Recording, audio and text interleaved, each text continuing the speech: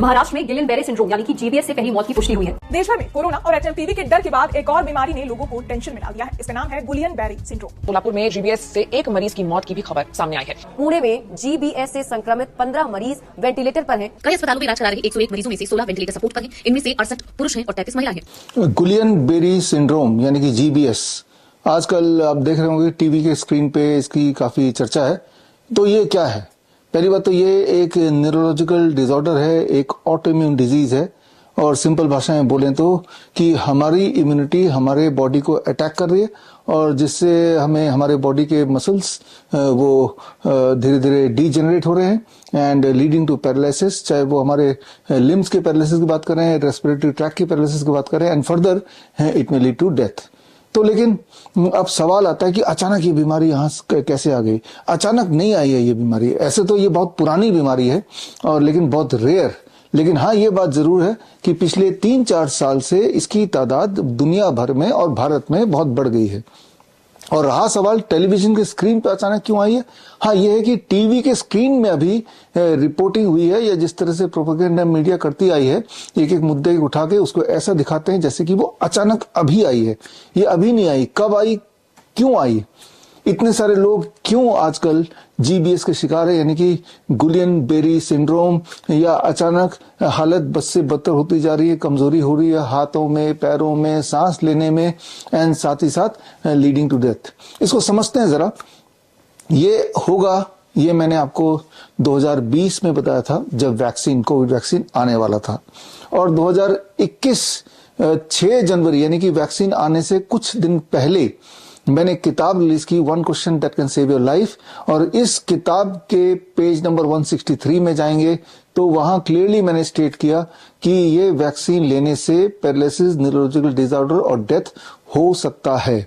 और उसके बाद जो वैक्सीन आ गई, आप सबने 2-2 खुराक लगा लिए, और लगाने के बाद पूरे दुनिया भर में लोगों ने लगाया, और उसके बाद गुलियन बेरी सिंड्रोम अलग अलग जगह देखे गए, और स्क्रीन पे दिए हुए लिंक में जाके आप रिसर्च पेपर पढ़ सकते हैं और आपको पता चलेगा कि इसका डायरेक्ट कनेक्शन कोविड-19 वैक्सीन से है। यानी कि ये किसी को भी हो सकता है जिन लोगों ने 2 खुराक लगाए हैं, और वो कभी भी हो सकता है। तो ये तो है, ये क्या है और ये क्यों है। अब आता है कि क्या करें हम। एक तो भगवान को प्रे कीजिए कि आपको बचा ले, क्योंकि आप ही ने गलती की 2 खुराक लगाने की। तो लेकिन इसके बियॉन्ड ऑटो इम्यून डिजीज है, क्योंकि ऑटोइम्यून डिजीज है तो ऑटोइम्यून डिजीज के जो पेशेंट्स मेरे पास आते हैं, जैसे इससे बिल्कुल मिलती जुलती बीमारी मस्कुलर डिस्ट्रॉफी। मस्कुलर डिस्ट्रॉफी भी इसी प्रकार के सिम्टम्स होते हैं, वो भी एक न्यूरोलॉजिकल डिसऑर्डर है, वो भी एक ऑटोइम्यून डिसऑर्डर है। वहां भी शरीर के अंग धीरे धीरे काम करना बंद कर देते हैं over a period of time. लेकिन हमने ये देखा है कि हमारे पेशेंट्स को जब हम 0 ग्रेन DIP डाइट में रखते हैं तो उनका जो प्रोग्रेशन ऑफ द डिजीज वो हॉल्ट हो जाता है और धीरे धीरे वो रिकवर भी करते हैं, और कभी स्थिति इतनी बुरी नहीं होती कि उनकी हालत बद से बदतर होती चली जाए। तो सिर्फ इतना करता है कि 0 ग्रेन DIP डाइट पे आपको रहना चाहिए, जिनमें इस तरह के सिम्टम्स थोड़े बहुत भी आए हैं।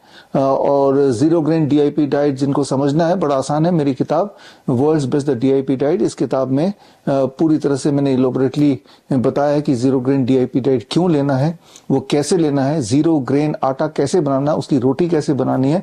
तो हमने देखा है चाहे वो डायबिटीज टाइप 1 के पेशेंट्स हो, ऑटिज्म के पेशेंट्स हो, मस्कुलर डिस्ट्रॉफी के पेशेंट्स हो, अलग अलग तरह के ऑटोइम्यून डिजीज के पेशेंट्स को जब हम 0 ग्रेन DIP डाइट में रखते हैं तो उनका इमीडिएटली इंप्रूवमेंट दिखाई देने लगता है। ये सेफ है और यही फास्टेस्ट तरीका है एंड सेफेस्ट तरीका है अपने आप को पूरी तरह से रिकवर करने के लिए। और रहा सवाल हॉस्पिटल एडमिशन का कि GBS में आपने जैसे टेलीविजन में देखा, प्रोपेगेंडा मीडिया में देखा कि बहुत सारे बेड्स खाली कर दिए गए, GBS के भर्ती हो रही है वहां पे हॉस्पिटल में, एक स्पेशल वार्ड बना दिया गया। एक बात आप समझ लीजिए कि इसका कोई दवाई नहीं है, इसका कोई ड्रग नहीं है, इसका कोई इंजेक्शन नहीं है। ये मॉडर्न मेडिसिन जो सो कॉल्ड मॉडर्न मेडिसिन में इसका कोई क्योर या इसका कोई प्रिवेंशन या इसका कोई कंट्रोल, ऐसा कोई भी अभी तक कोई भी सॉल्यूशन है ही नहीं।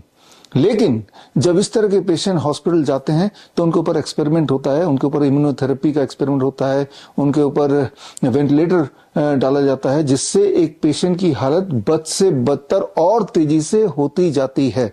तो एक तो यह कि to avoid going to hospital, क्योंकि अगर मरना तो है लेकिन इतनी बुरी तरह से नहीं मरना है। You have a choice between two things, धीरे धीरे मरें या बुरी तरह से मरें। Definitely if you go to the hospitals, those experimental things can kill you faster. इसमें कोई कंफ्यूजन नहीं है, ऐसा कोई एविडेंस नहीं जिससे साबित होता हो कि डॉक्टर जो करेगा, वेंटिलेटर डालेगा या फिर वो इम्यूनोथेरेपी करेगा या जो भी वो एक्सपेरिमेंट करेगा, उससे कुछ भी पेशेंट का भला होने वाला। There is no connection at all. After all it is an autoimmune disease. Autoimmune disease में the current medical industry is totally a failure. Not only failure, it is the worst thing. Patient की हालत बद से बदतर बड़ी तेजी से करते जाते हैं। तो उस जाल में ना फंसें।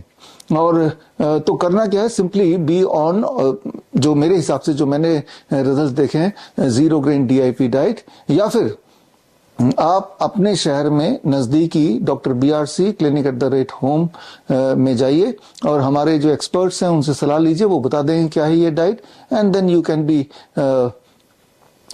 at home taking this diet and trying to recover with the help of this diet. So you can get connected with the nearest Dr. BRC clinic@home. Clinic@home का मतलब ही यह है कि घर पे ही आपका क्लिनिक, यानी कि आपने सलाह ले लिया और घर पे ही अपने आप को ठीक कर लिया। याद रखिए, बड़ी से बड़ी दिखने वाली बीमारी का आसान से आसान इलाज घर बैठे ही आराम से हो सकता है, बल्कि ये सेफेस्ट तरीका है। तो खैर, मैं उम्मीद करता हूं इस वीडियो से आपको GBS का क्या है, क्यों है और क्या करें, इसका एक आसान सा जवाब आपको मिल गया होगा। All the best, thank you, जय हिंद।